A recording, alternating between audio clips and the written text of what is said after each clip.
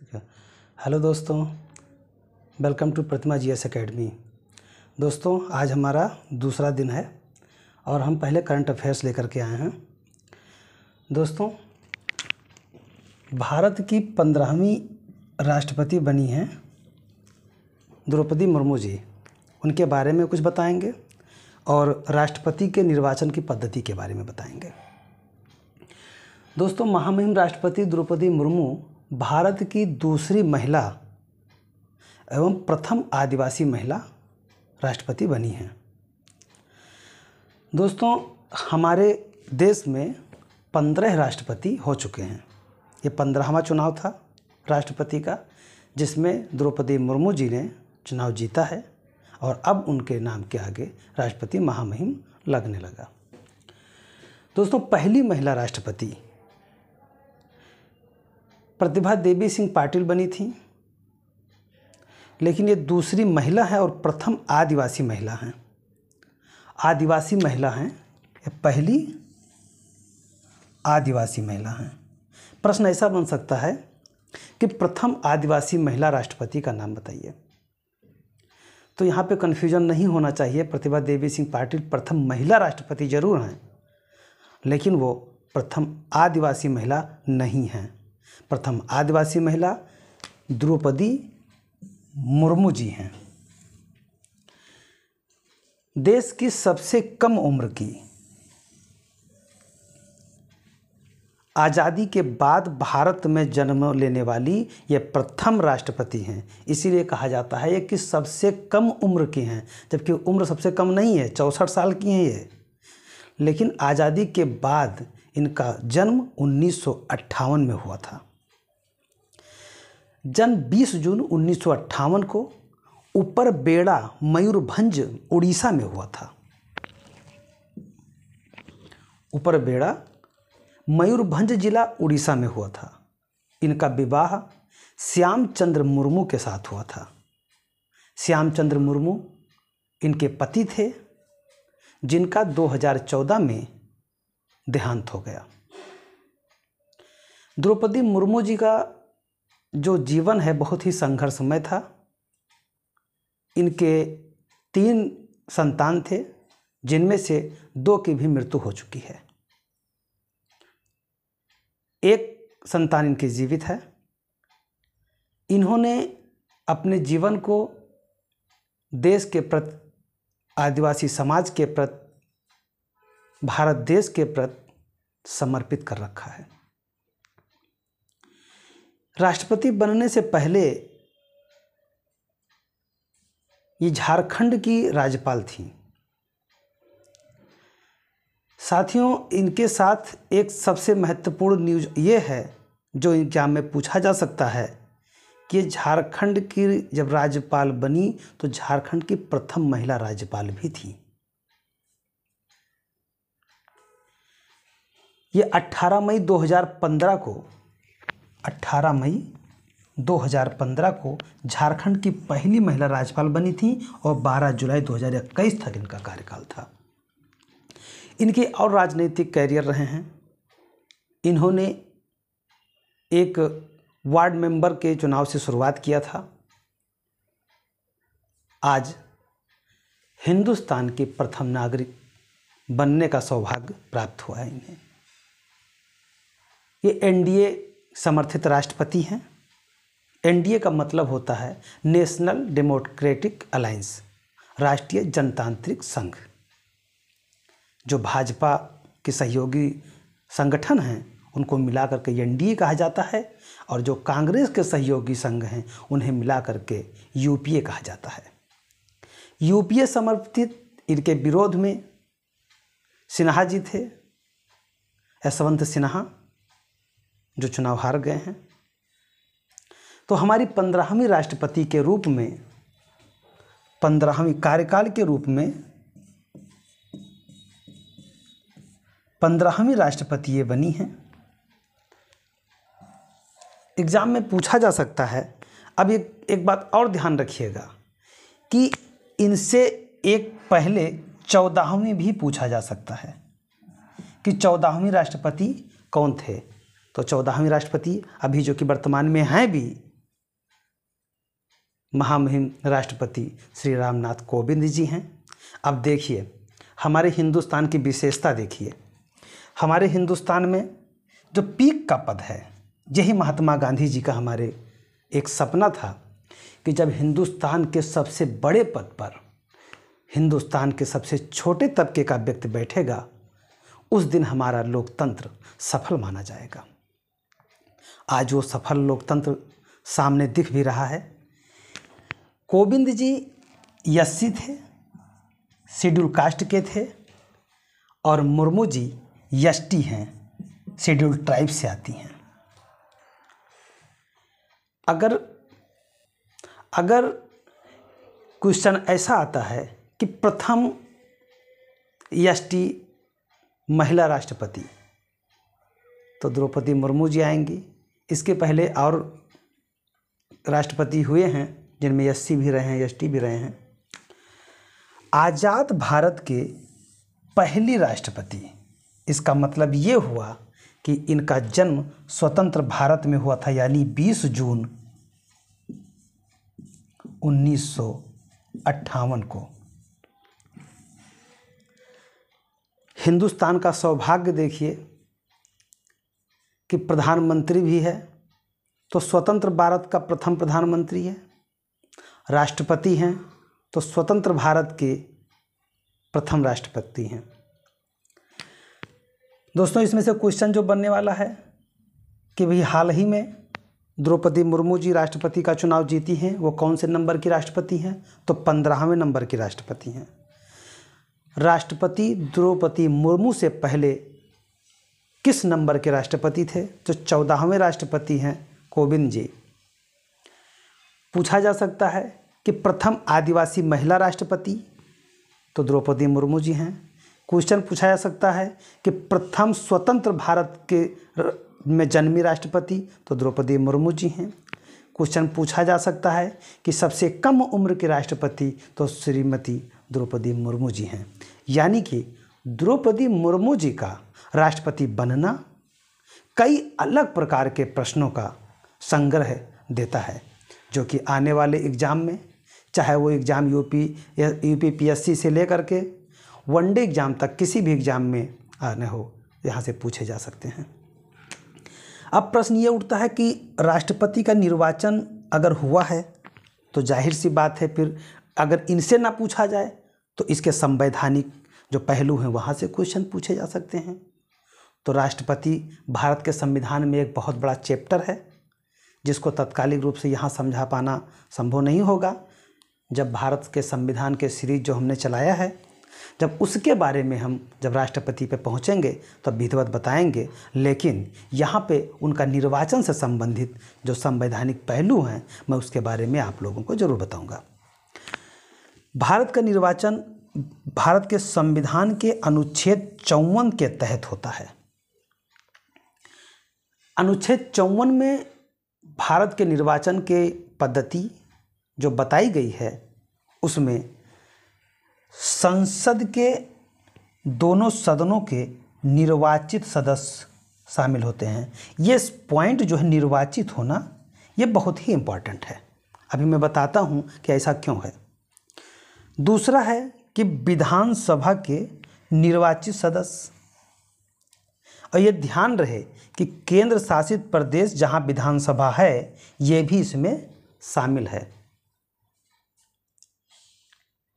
17वें संविधान संशोधन के तहत दिल्ली, पांडिचेरी ये सब इसमें शामिल किए गए थे। इस समय तो दिल्ली, पांडिचेरी और कश्मीर ये सब इसमें शामिल हैं, जो यूटी में आते हैं। दोस्तों, निर्वाचन का मतलब क्या होता है, कि ऐसा शब्द क्यों आया कि निर्वाचित सदस्य? तो आप लोगों को मैं बता दूं कि राज्यसभा में 12 सदस्य को राष्ट्रपति नामित करता है, जो इसमें शामिल नहीं होते हैं। अभी तक 2 सदस्य लोकसभा में एंग्लो इंडियन भी नामित किए जाते थे, जो कि अभी जल्दी में उसे समाप्त कर दिया गया है, तो उसकी कोई बात नहीं रह गई है। लेकिन लेकिन जब विधानसभा की बात आती है, तो विधानसभा में भी निर्वाचित की बात होगी, क्योंकि यहाँ पे विधान परिषद भी होता है, तो ये शामिल नहीं होते हैं। ऐसा क्यों है? विधान परिषद में भी तो निर्वाचित होते हैं। तो दोस्तों, हिंदुस्तान के जो 28 राज्य, 8 केंद्र शासित प्रदेश हैं, जहाँ जहाँ विधानसभा है, वहाँ पे हर जगह विधान परिषद नहीं है।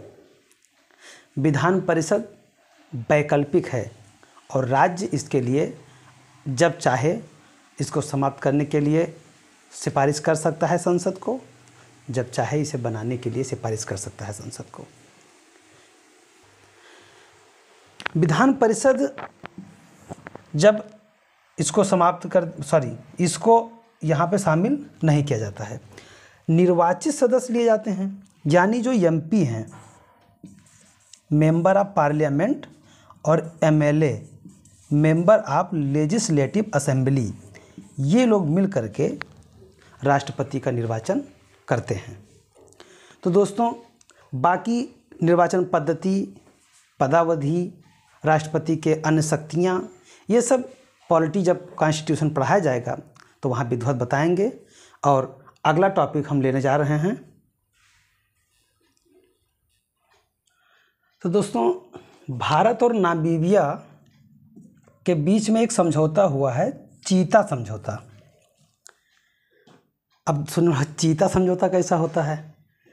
तो चीता समझौता का मतलब ये है कि हमारे देश में चीता समाप्त हो गए हैं, विलुप्त प्राय हो गए हैं, हमारे यहाँ अब नहीं देखे जा सकते हैं। तो अब नहीं देखे जा सकते हैं तो उनकी जो कीस्टोन प्रजाति है उसे भारत में पुनर्बसाया जाए। एक समय पहले था कि जब चीता को बसाने की बात की गई थी तो सुप्रीम कोर्ट ने उस पर रोक लगा दिया था, लेकिन 2020 में सुप्रीम कोर्ट ने अपनी रोक हटा ली और पुनर्वास के लिए चीता को किसी अन्य देश से ला करके बसाने के लिए अनुमति मिल गई। इसी के परिप्रेक्ष्य में भारत ने नामीबिया से, नामीबिया का अफ्रीकी देश है, अफ्रीका कॉन्टिनेंट, तो यहाँ पे नामीबिया है, यह अफ्रीका महाद्वीप है, यहाँ पे नामीबिया है, यानी कि अफ्रीका से एक समझौता किया है और वहाँ से चीता लाने की बात कही गई है। तो ये प्रश्न कैसे बन सकते हैं, कैसे कैसे इसमें प्रश्न आ सकते हैं और कहाँ कहाँ से इसके क्वेश्चन के आधार बन सकते हैं? तो पहली चीज़ कि पूछ सकता है कि भारत ने हाल ही में किस देश के साथ चीता समझौता किया है? तो वो है नामीबिया के साथ, पहला प्रश्न। दूसरा प्रश्न ये हो सकता है कि भारत ने चीता पुनर्वास के लिए नामीबिया से समझौता किया है, तो वह किस राष्ट्रीय उद्यान में पुनर्वासित किया जाएगा? तो आपको बता दें कि मध्य प्रदेश के कूनो राष्ट्रीय उद्यान में, मध्य प्रदेश के कूनो राष्ट्रीय उद्यान में इन्हें लाया जाएगा और बसाने की जो प्रक्रिया है ये 15 अगस्त 2022 तक पूरा कर ली जाएगी।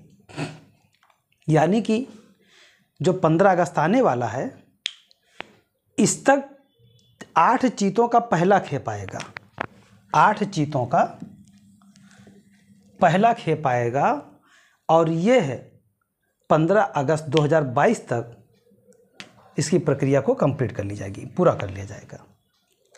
तो क्या दूसरा खेप भी आएगा? तो आएगा दूसरा खेप, लेकिन नामीबिया से नहीं आएगा।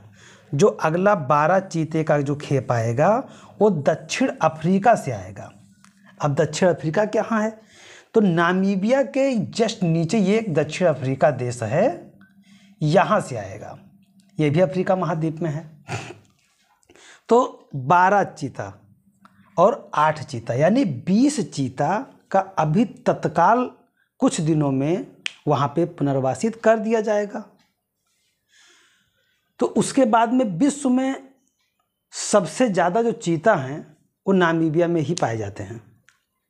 विश्व में प्रश्न यह आ सकता है कि विश्व में सबसे ज़्यादा चीता कहाँ पाए जाते हैं, तो नामीबिया में पाए जाते हैं। नामीबिया कहाँ है? नामीबिया अफ्रीका महाद्वीप में एक देश है, जहाँ से भारत चीता का जो है पुनर्वासित करने के लिए एक खेप 8 चीतों का मंगा रहा है।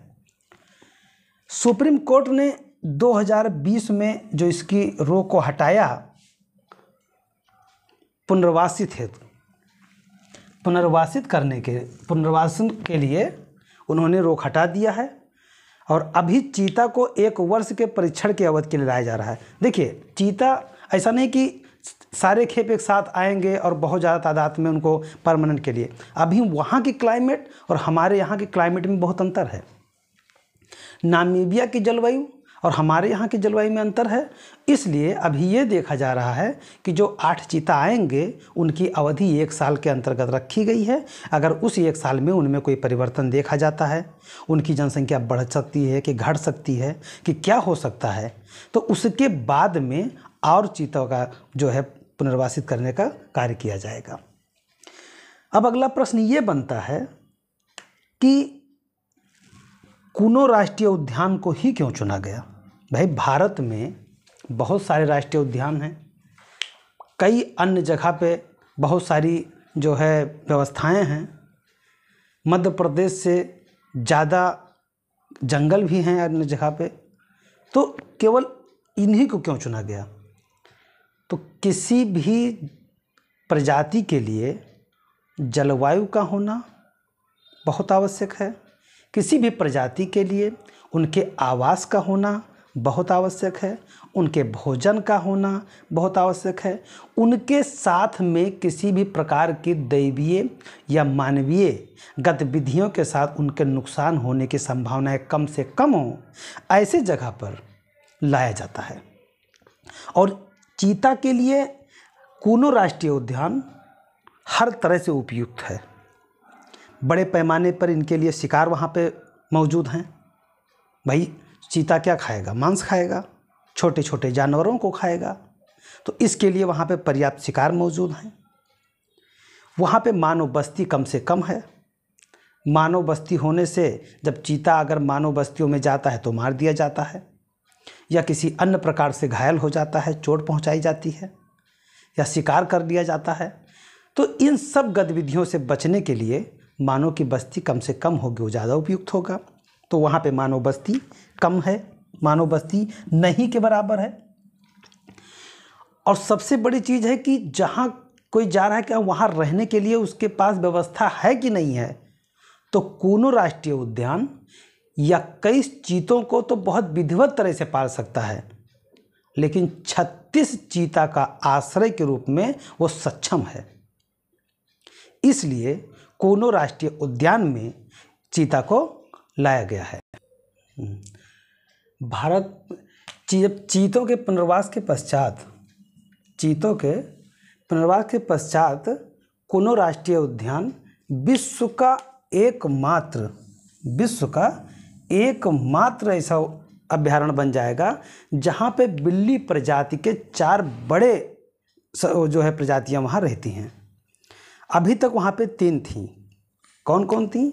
देखिए, शेर, बाघ, तेंदुआ, चीता, ये सब बिल्ली की प्रजातियां हैं, और बिल्ली की बड़ी प्रजातियों में ये सब शामिल हैं, जैसे शेर, बाघ, तेंदुआ और अब चीता भी जब यहाँ आ गया तो विश्व का एकमात्र ऐसा उद्यान हो गया है ये, जहाँ पे 4 प्रजातियाँ पाई जाती हैं।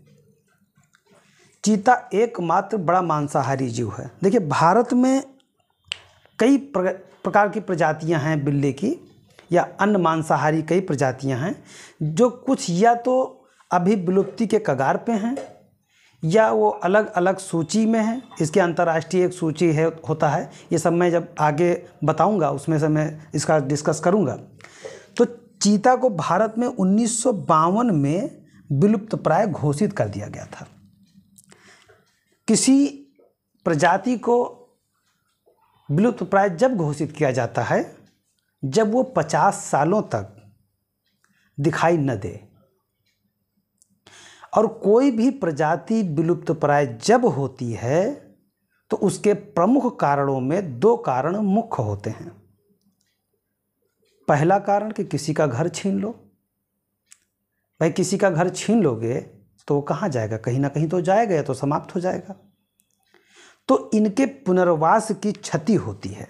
जो पर्यावास जो है उसकी जब क्षति होती है, यानी आवास घर जब उनके ले लिए जाते हैं, खत्म हो जाते हैं, जैसे जंगल कट रहे हैं तो ये कहाँ जाएंगे, गांव में तो जिएंगे नहीं। तो पर्यावास की क्षति। और दूसरा जो है इनका अधिक शिकार करना इनके समाप्ति का सबसे बड़ा कारण था। इनके शिकार, इनके खाल हैं, हड्डी है, दांत है, हर चीज़ तो ये बढ़ता है, इनका बिकता है। एशियाई चीता तो ऐसा क्या हो कि एशियाई चीता समाप्त हो गए हैं तो हमें अलग कंटिनेंट से, अलग महाद्वीप से चीता मंगाना पड़ रहा है, तो ऐसा हुआ है। एशियाई चीता अब केवल एशिया के ईरान में मात्र पाए जाते हैं, वो भी बहुत कम मात्रा में।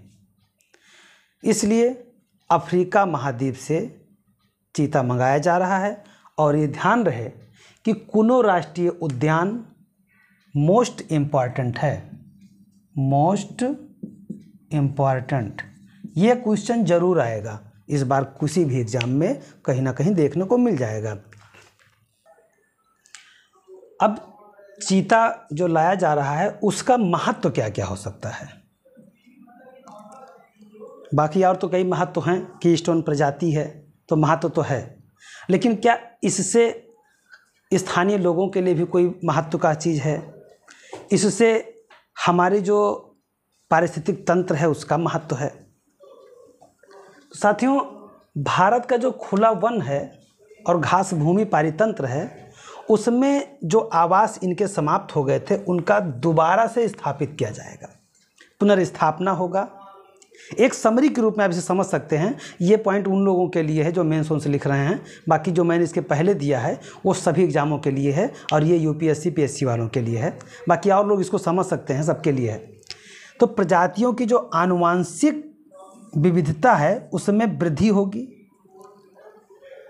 जब प्रजातियों की आनुवांशिक विविधता में वृद्धि होता है तब हमारी जो पारिस्थितिकी तंत्र है वो ज़्यादा विधिवत तरीके से, सुचारू रूप से। और सबसे बड़ी बात यह है कि अगर जब चीता या कहीं कोई चिड़ियाघर या कहीं पे कुछ देखें तो पर्यटक बढ़ते हैं, यानी पर्यटक जब बढ़ेंगे तो वहाँ जो स्थानीय समुदाय होगा उनकी आजीविका के साधन बढ़ेंगे।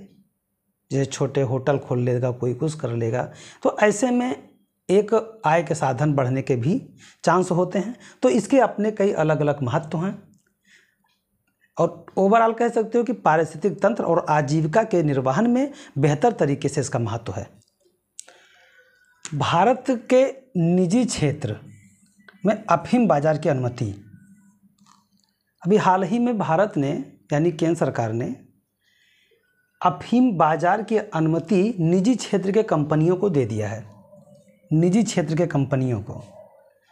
तो ये बहुत ही इम्पॉर्टेंट तो नहीं कह सकते हैं, लेकिन केवल मात्र एक क्वेश्चन पूछा जा सकता है इस क्वेश्चन को लाने का मतलब केवल ये है कि ये जो बजाज हेल्थ केयर कंपनी है, इससे प्रश्न पूछ सकता है कि ऐसी कौन सी निजी कंपनी है जिसको केंद्र सरकार ने अफीम के बाजार के लिए अनुमति दे दी है, तो वो है Bajaj health care company.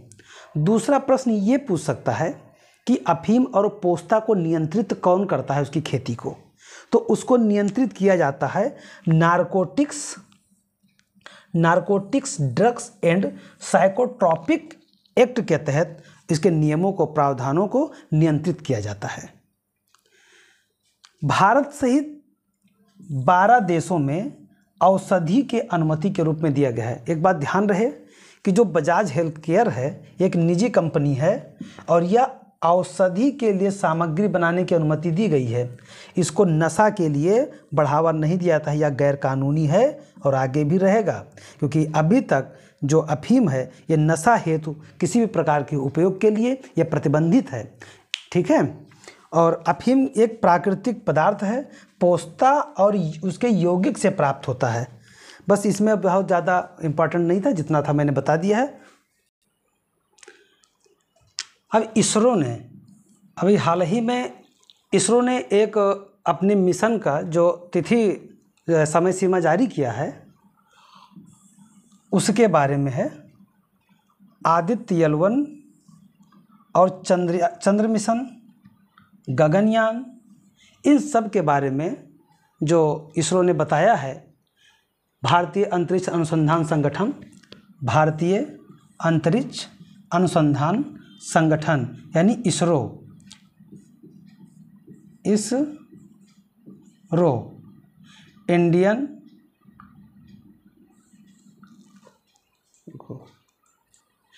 Indian space research organisation. तो इसका इसरो ने, ये इसरो का ही शॉर्ट फॉर्म है, इसरो हिंदी में लिखा हुआ है, इसका इंग्लिश है। तो गगनयान और क्या कहते हैं आदित्य L1 और चंद्र मिशन, ये सारे के सारे 2023 के पहली तिमाही में 2023 के पहली तिमाही में प्रक्षेपित किए जाएंगे। अब इनका कार्य क्या क्या है? तो आदित्य L1 मिशन का जो कार्य है वो जो सूर्य का कोरोना है, अब ये कोरोना नहीं जो भी जल्दी में गया है पेंडेमिक, कोरोना मतलब होता है जो प्रभामंडल होता है, आवरण जो होता है, जैसे बहुत लोग भगवान के पीछे देखो एकदम प्रभामंडल बना होता है, तो उसी को ही कोरोना बोला जाता है। सूर्य का जो सबसे बाहरी किनारा होता है उसे कोरोना या प्रभामंडल बोलते हैं। उसके या सौर उत्सर्जन के लिए या सौर पवन के लिए, इसके अध्ययन के लिए आदित्य L1 मिशन की तैयारी हो रही है। विश्व के 2 एजेंसी ऐसे हैं जिन्होंने सोलर आर्बिटर और सोलर प्रोब को जारी किया है। तो सोलर आर्बिटर है यूरोपियन अंतरिक्ष एजेंसी, यूरोपियन स्पेस एजेंसी जो है, इसने सोलर आर्बिटर को जारी किया है। और पार्कर सोलर प्रोब ये नासा ने जारी किया है। नासा अमेरिका का है, यूएसए का है, जारी किया है। अभी तक यही 2 लोगों ने जारी किया है, अब तीसरा भारत होगा जो आदित्य L1 जारी करेगा। चंद्रयान 3, चंद्रयान 2 के बारे में आप लोगों ने सुना होगा कि चंद्रयान 2 जब चंद्रमा पर लैंड कर रहा था तो संपर्क जो हमारे यहाँ के अंतरिक्ष स्टेशन से टूट गया था। तो उसी की अनुवर्ती मिशन है, उसी का अगला रूप है जो रोवर वहाँ पे सही से नहीं उतर पाया था। तो दक्षिणी ध्रुव, चंद्रमा के दक्षिणी ध्रुव पर उतारने के लिए चंद्रयान 3 मिशन भेजा जाएगा। ये भी 2023 के पहली तिमाही में भेजा जाएगा। अब बहुत ही इम्पॉर्टेंट पॉइंट है ये। अब गगन मिशन देखिए, आदित्य L1, चंद्रयान 3 और गगन मिशन, ये बहुत ही मोस्ट इम्पॉर्टेंट हैं। तो गगन मिशन जो है, इसका जो लक्ष्य है, ये पृथ्वी के निचली कक्षा में मानव अंतरिक्ष उड़ान मिशन की अनुमति देता है। इसके तहत 3 मिशन होंगे। पहले 2 मिशन मानव रहित जाएंगे, जिसमें मानव नहीं होंगे, और एक जो तीसरा होगा वो मानव युक्त होगा, उस पे मानव भी जाएंगे, जो गगन मिशन जाएगा। अच्छा, ऐसा करने वाला अभी तक विश्व के केवल 3 देश हैं। एक यूएसए है, यानी कि United state of America, USA, इन्होंने भेजा है। रूस ने भेजा है, चाइना ने भेजा है। यही 3 देश मात्र विश्व के ऐसे हैं जो बाह्य अंतरिक्ष में मानव मिशन भेजने में सफल रहे हैं। और अगर भारत सफल हो जाता है गगनयान मिशन के लिए, तो यह विश्व का चौथा देश होगा, विश्व का चौथा देश होगा जिसने मानव मिशन भेजा है। तो साथियों, आज का लेक्चर मैं यहीं समाप्त करता हूं और आप सभी लोगों से पहली चीज़ तो जितने लोगों ने हमें सब्सक्राइब किया है, लाइक किया है, उन सभी लोगों का मैं बहुत आभार व्यक्त करता हूं और बहुत बहुत धन्यवाद देता हूं।